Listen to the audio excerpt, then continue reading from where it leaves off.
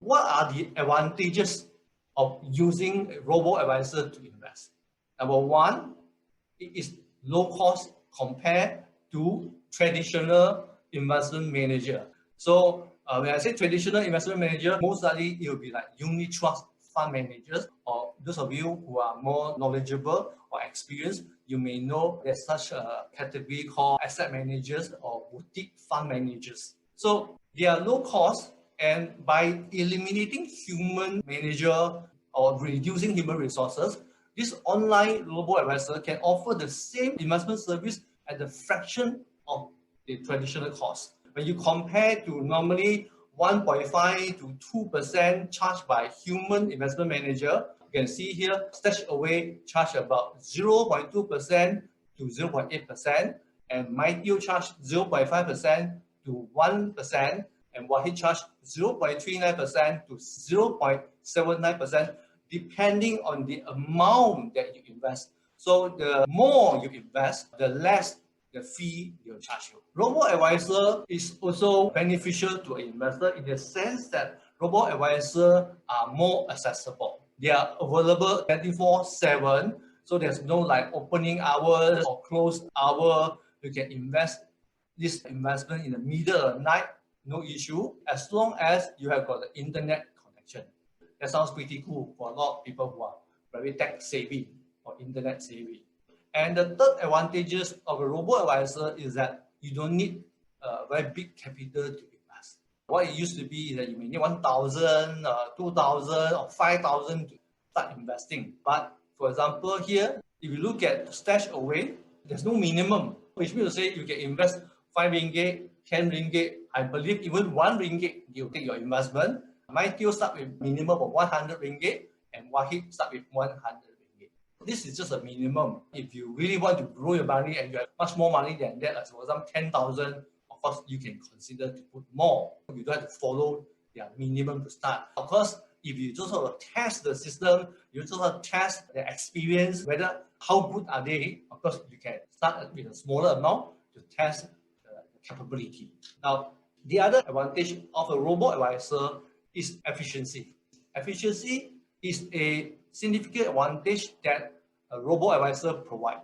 For example, before robo-advisor, so if a client wants to buy an investment or sell an investment or do anything about investment, the person have to call the financial advisor or meet the advisor physically to sign the form, explain to them what you want, then fill up paperwork. There are a lot of paper to sign, and you may need to wait a few days before they can tell you to say that, oh, your investment is invested. Now, all of this can be done with a click of a few buttons and in the comfort of your home, get this investment done. So this is the new norm. And another advantage is that this robo-advisor is not a scam or investment scheme that just like been created by any Tom, Dick, and Harry, because in order to offer robo-advisor service in Malaysia and to act as a digital investment manager in Malaysia, you must hold a license. And the license, I would say, is as credible as a human investment manager license, because they are all licensed by Securities Commission, and Securities Commission will make sure that all these provider or robo-advisor have got the necessary qualification, proper system, process to run the business and to protect the interests of the investor. So please share with me, what do you like about robo-advisor? So is there anything that you like? Share with me at the chat box there. So that will be interesting to know. Now, anything, there is an advantage and there must be a disadvantage as well. So what are the disadvantages of a robo-advisor? You see, we need to understand that this robo-advisor, because of the low cost value proposition they have got, most of them, if not all of them, are using ETF as their underlying investment. When I say ETF, I mean exchange traded fund. So basically, exchange traded fund is a fund which is traded on stock exchange, but basically is meant to track on certain index like S&P, US, like Bursa, like KLCI or Hang Seng Index, kind of ETF and things like that. But we must know that ETF has got its limitation. Of course, its advantages as well. The advantages, of course, that in certain developed market, whereby the information is very efficient, very complete, very transparent, then the value a fund manager can add is very little. So in that kind of market, ETF tend to perform better. But if you look at the example that I show here in the slide here, you can see for 5 years period, from 2015 to 2020, you can see if you compare ETF for Malaysia, say tracking KLCI, we can see for the past 5 years, KLCI deliver 14.01%. But if you use some of the best of breed human fund manager, like you can see here, whether they are conventional fund or Islamic fund, they are doing, for example, 130%, 75%, and 61%. So they are performing way better than Malaysia ETF or Malaysia stock market ETF. So this is one important disadvantage that investor should take note. Number two, different robo-advisor has got different investment style. So not every robo-advisor is the same. Some robo-advisor follow passive investment kind of strategies. So they basically follow the index and then they just hold it. And some follow active investment strategies. So they move from one market or one region to another region, depending on how they look at the market. So as an investor, it's important for you to know which robo-advisor provide which kind of investment style and whether the investment style fit into your own investment principle.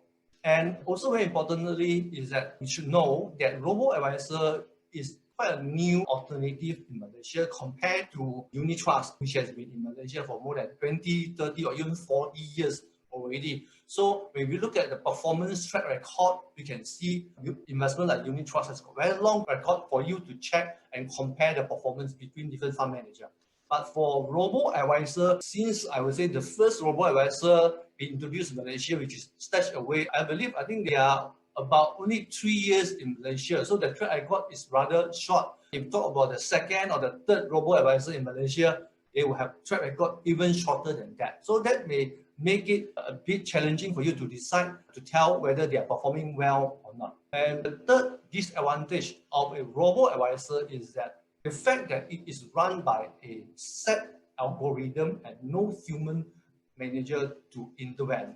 Chances are, you see, as a human or as a machine, we can only predict and calculate and provide some kind of assumption for whatever that we have seen before, experienced before. But this world is very interesting. It always comes with surprise. Like for example, this year we have got COVID-19, which I believe like for so many years or so many people's life, we never experienced something like that. So for unexpected crisis or extraordinary situation, or some people may call it a black swan event, then the algorithm may not be prepared to handle a situation like this, and it may make a wrong investment decision and cause investor to lose money. So that is because the investment decision, whether to sell, to hold, or to run, is all made by algorithm which has been set the parameter before the event.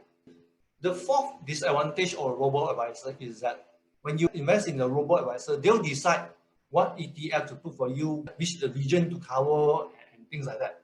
So for that matter, it will limit your option that you can make as an individual investor. You cannot say, I want this unit trust fund, okay, I want this ETF to be inside, I don't want this ETF to be inside the robo-advisor. You cannot do that.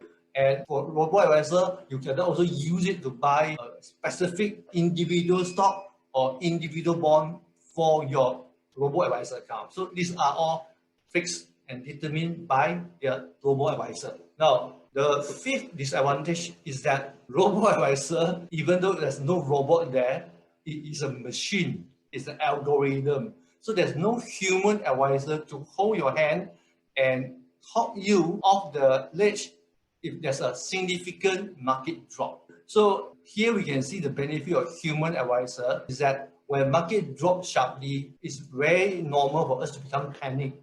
should we run, should we hold, or should we sell? So a human advisor who's competent, who's licensed can help a lot in such a situation. In the sense that the human advisor is there to assuage your fears, explain to you what's happening, and explain how the investment market works, what's happening now, and what should be the going forward strategy, and explain in the language that you can understand. But for robo-advisor, I'm afraid that there's no one to maybe call you, or for no one for you to call to address this situation. And considering the investment market is quite volatile, so you may want to get some kind of human advisor to help you. Now, another disadvantage of robo-advisor is that we must remember robo-advisor, a lot of them, they are basically technology startup. Just like any other technology startup in any other business or other industry, it may not be able to sustain for a long time. It may not continue to operate, and it may close down because they run out of money to support the operation. And the fact that they don't charge a very high fee and they don't earn so much money, for them to sustain, they need to accumulate a very big pool of asset under management in order for them to sustain themselves. So if you are not able to grow very fast and grow very huge, chances are they may die.